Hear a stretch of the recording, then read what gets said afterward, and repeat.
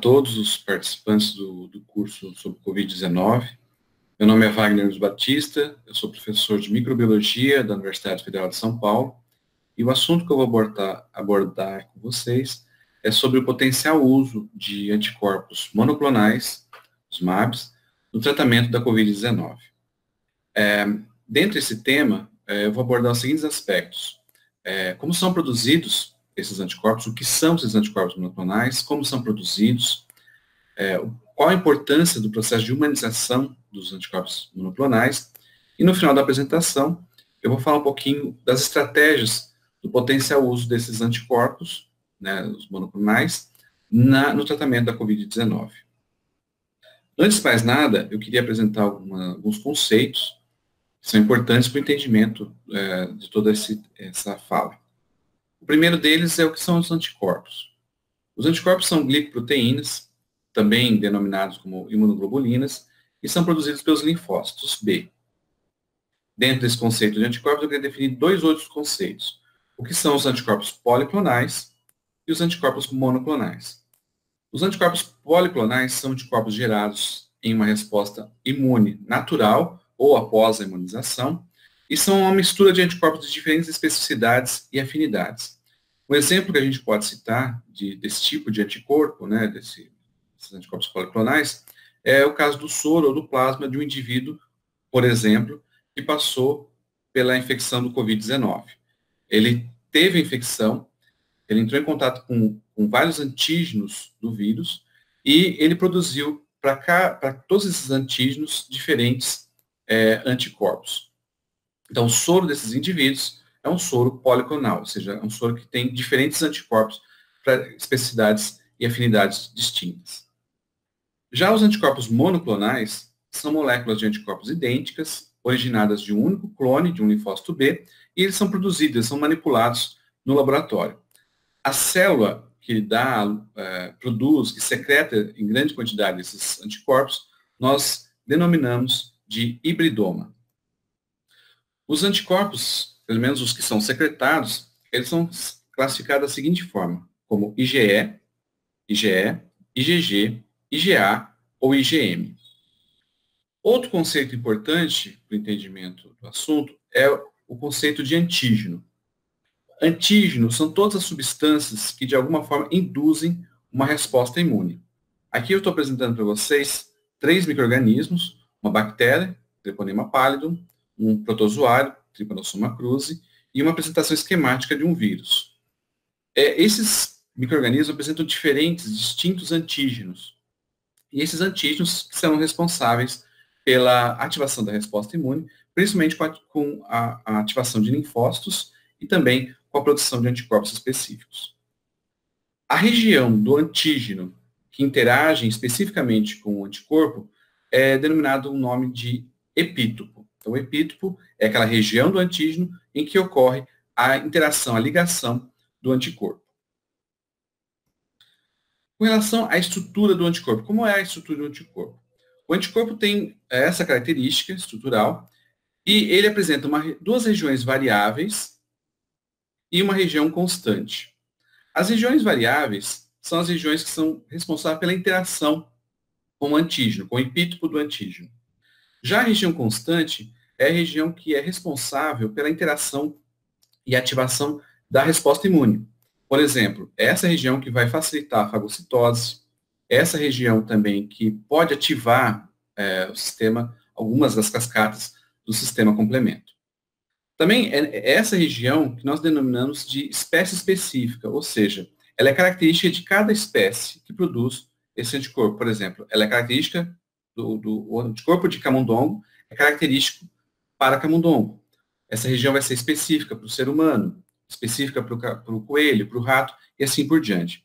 Esse conceito de espécie específica é importante porque para o entendimento do processo, da importância de se humanizar um anticorpo monoclonal. Bom, outra questão importante para o nosso entendimento é como são produzidos os anticorpos. Os anticorpos, o processo de produção é um processo complexo que envolve várias etapas, mas aqui eu resumi em 2 grandes momentos a produção de um anticorpo. No primeiro momento, os linfócitos B que entrarem em contato com o antígeno, no caso específico, eu estou citando como exemplo o vírus da Covid-19, esse linfócito B vai interagir a partir do seu BCR, que é o receptor, ele vai interagir com o antígeno, e esse linfócito passa a produzir e secretar anticorpos da classe IgM. Esses anticorpos são os primeiros anticorpos a serem detectados durante a infecção. E eles são, para nós, os indicadores de que o indivíduo está ou no início de uma infecção ou passando por essa infecção. Além disso, os linfócitos linfócitos T, no segundo momento, eles podem interagir com o linfócito B e também, a partir das citocinas secretadas por esse linfócito T ativado, um linfócito B pode se tornar ativo e produzir e secretar anticorpos mais específicos, que são, por exemplo, anticorpos da classe IgG. Esses anticorpos, quando eles aparecem sozinhos durante o processo de infecção, eles indicam para a gente que o indivíduo já passou ou está no finalizando o processo infeccioso. E com relação às funções dos anticorpos? Os anticorpos têm várias funções. Aqui eu só defini 3 principais funções para a nossa apresentação. Seriam a ativação do sistema complemento, que nada mais é do que a interação do anticorpo com o antígeno, no caso aqui uma bactéria e seus diferentes antígenos. Essa interação do anticorpo mais o complemento, sistema complemento, vão ajudar, vão promover um ataque à membrana plasmática, promovendo a lise celular desse micro-organismo e levando à morte. Os principais anticorpos que participam desse processo são anticorpos da classe IgG e IgM.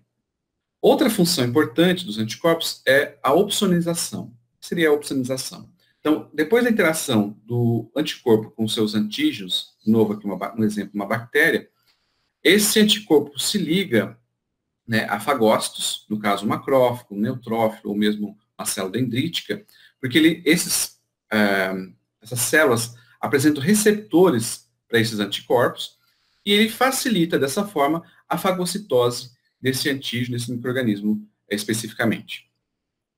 A terceira função que eu estou apresentando é a neutralização, ou seja, os anticorpos se ligam aos agentes nocivos, que podem ser toxinas, o vírus ou as próprias bactérias, neutralizando o processo tóxico ou infeccioso. No caso, não deixando que esses agentes nocivos, vírus ou as toxinas ou as bactérias, interajam com receptores, interajam com a célula do hospedeiro. Bom, então eu falei um pouquinho de qual é a estrutura, como são produzidos e quais são as funções dos anticorpos.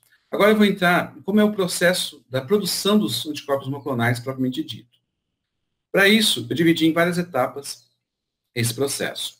No primeiro momento, nós temos a imunização de um animal, no caso um camundongo, normalmente é um camundongo, com o antígeno específico que a gente quer produzir os anticorpos monoclonais. Quando esse camundongo apresenta altos títulos de anticorpos contra o antígeno que nós desejamos, o baço desse animal é isolado. Por que o baço? Porque é no baço que a gente vai encontrar uma grande concentração de linfócito T, linfócito B, que são os linfócitos produtores dos anticorpos. Ao mesmo tempo, também nós preparamos uma cultura de células de mieloma, que são uma linhagem tumoral, né? E tem como característica a imortalidade. São células imortalizadas, ou seja, que se proliferam indefinidamente. Com essa cultura, nós podemos entrar agora na terceira fase, que é a fusão celular. Por que a gente tem que fazer essa fusão? Ou seja, nós vamos juntar uma célula produtora de anticorpos com uma célula imortalizada. Por que nós temos que fazer esse processo? Porque os linfócitos B, em cultura, eles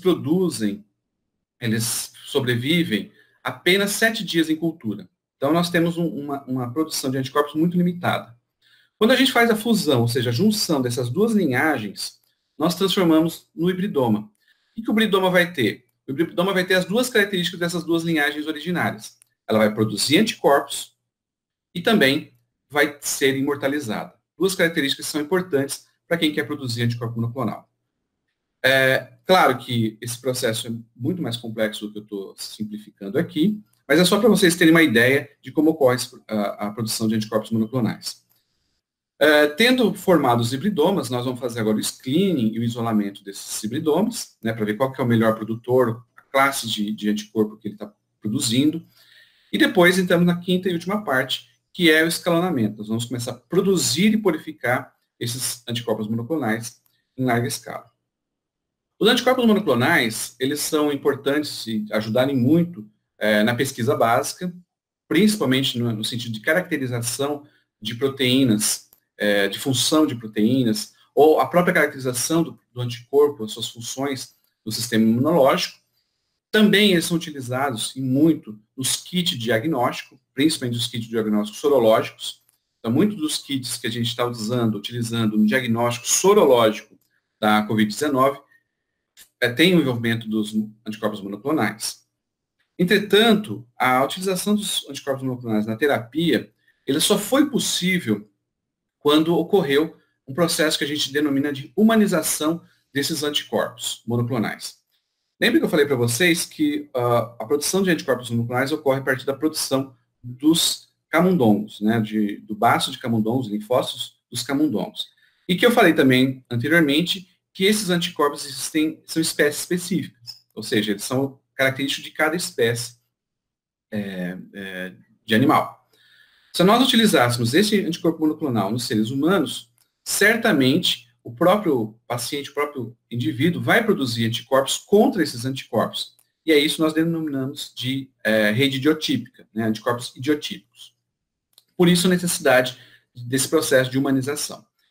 Foi graças às tecnologias de DNA recombinante, também de engenharia genética, que ajudaram a gente criar MABs com maior proporções e características humanas. Nesse processo, nós temos 3 tipos de anticorpos. Os anticorpos que denominamos de quiméricos, humanizados e humanos. Os quiméricos são anticorpos que apresentam até 33% ainda de uma porção da proteína do anticorpo de origem de camundongo, de origem murina. Já os humanizados são anticorpos que têm entre 5% a 10% ainda de proteína de origem de camundongo. Mas nós temos hoje já animais, né, camundongos, que conseguem produzir anticorpos, né, 100% humanos. Esses anticorpos hoje já são utilizados em terapias, principalmente no câncer, mas também nós temos anticorpos sendo utilizados em doenças autoimunes e também algumas experiências com anticorpos monoclonais do tratamento de doenças infecciosas.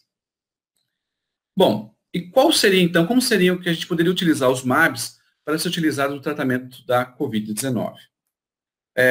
A gente tem visto que a utilização dos anticorpos, né, essa imunização passiva, tem sido considerada como uma via para limitar a COVID-19. Os anticorpos podem ser isolados, né, dos indivíduos curados.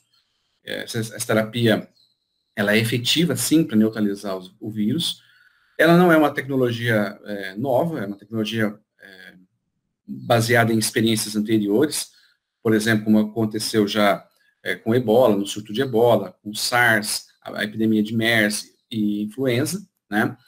E essa administração do plasma de um indivíduo curado pode sim reduzir a carga viral e também a mortalidade de indivíduos com a COVID-19, com as formas mais graves da COVID-19.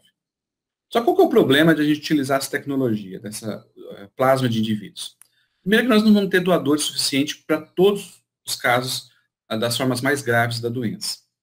Segundo, tem que se avaliar muito bem as condições clínicas desses indivíduos. Nem todos os pacientes que são curados apresentam títulos eficientes para a utilização dos seus anticorpos.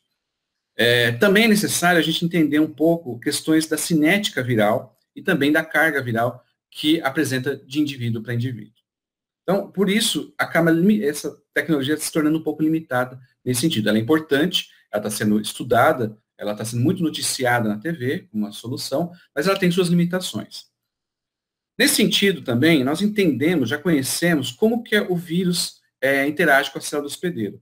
Nós sabemos que proteínas de superfície do vírus, e aí nós podemos dizer especificamente que seriam as proteínas S, né, proteínas denominadas como proteína spike, essas proteínas S, elas interagem com receptores do hospedeiro, da célula do hospedeiro, no caso específico, é o receptor da enzima conversora da angiotensina 2.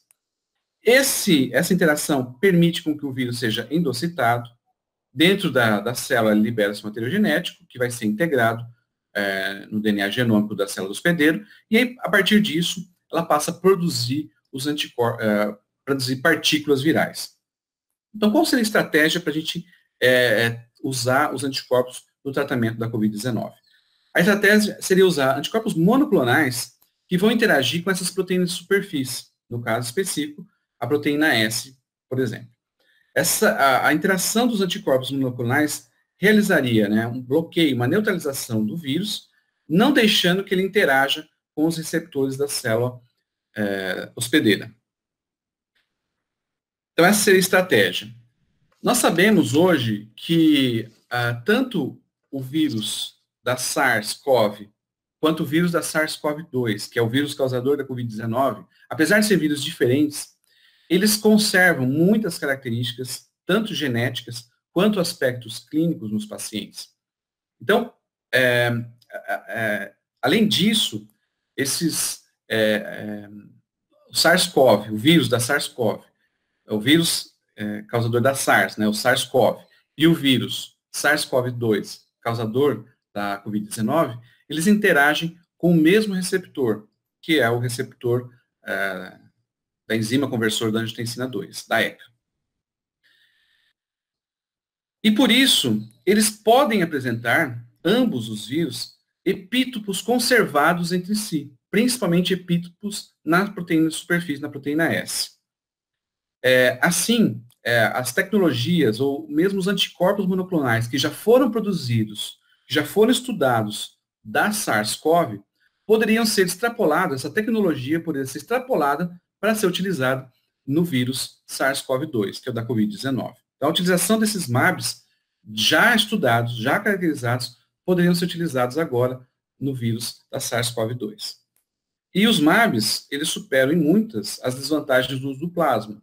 Por exemplo, tudo em relação à quantidade, a gente consegue produzir anticorpos monoclonais em grande quantidade, a pureza desses anticorpos em relação ao plasma. Também eles apresentam baixo risco de contaminação por patógenos de transmissão sanguínea, e além disso, eles são seguros, principalmente na manipulação e na aplicação desses fármacos. Bom, o que a gente sabe hoje? Então, a estratégia seria utilizar anticorpos da CoV, da SARS-CoV, né, já estudados, já caracterizados, que são específicos, que são neutralizantes da proteína de superfície desse vírus, e extrapolar para o vírus SARS-CoV-2. Então, essa seria a estratégia. Nós conhecemos hoje na literatura pelo menos 11 anticorpos monoclonais descritos que apresentam são muito promissores, tanto em estudos in vitro quanto in vivo, no sentido de bloquear, de neutralizar diferentes epítopos da proteína S. Então, a estratégia que os pesquisadores estão pensando na utilização desses anticorpos já caracterizados seria utilizar diferentes MABs, né, no tratamento, que vão reconhecer diferentes epítopos, né, da superfície viral, e esses diferentes MABs poderiam, então, neutralizar uma ampla gama de isolados e mutantes do vírus, podendo, assim, ser utilizado como uma imunoterapia passiva. Então, essa é a ideia que os pesquisadores estão pensando de uma forma rápida, né, utilizar o conhecimento já desenvolvido, já caracterizado dos anticorpos monoclonais da SARS-CoV e extrapolar isso para a SARS-CoV-2.